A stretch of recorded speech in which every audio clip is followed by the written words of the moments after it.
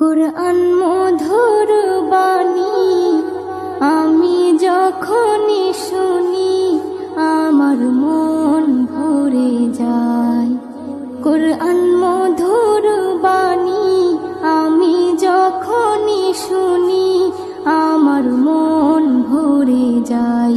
শোনো মুমিন মুসলমান, পড়ে দেখো না কুরআন, কত শান্তি পাওয়া যায়। কুরআন মধুর বাণী